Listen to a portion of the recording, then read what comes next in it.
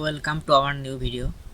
আশা করি আপনারা সকলে ভালো আছেন। আজকে আমরা কথা বলবো কীভাবে আপনি আপনার অভ্র কিবোর্ডের যে উপর টপ মেনুটা থাকে বা টপ বারটা থাকে কীভাবে শো করাবেন।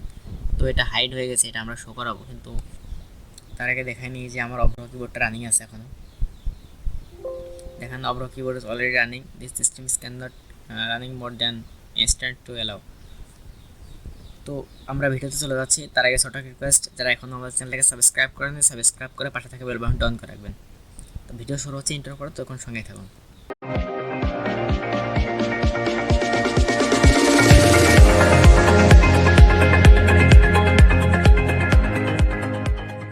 তো প্রথমেই আমি একটা করে নেবো, এখান থেকে টাস্ক ম্যানেজার যাব।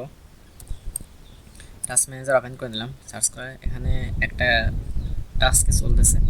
দেন এখান থেকেই আমরা কি করব, আবার ওরকম যদি না হয় আপনারা এইখানে শো হিডেন আইকন দেখতে পাচ্ছেন, এটা মনিটরের রাইট সাইডের দিকে ইন্টারনেট কানেকশনের আইকনটা আছে, সাউন্ড ভলিউম আইকনটা, এর পাশে একটা অ্যারো চিহ্ন আছে, এখানে ক্লিক করবেন।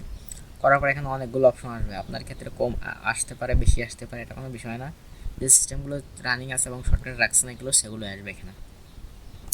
দেন এখানে এখন অভ্র কিবোর্ড আছে এখানে, তো এটাই আপনি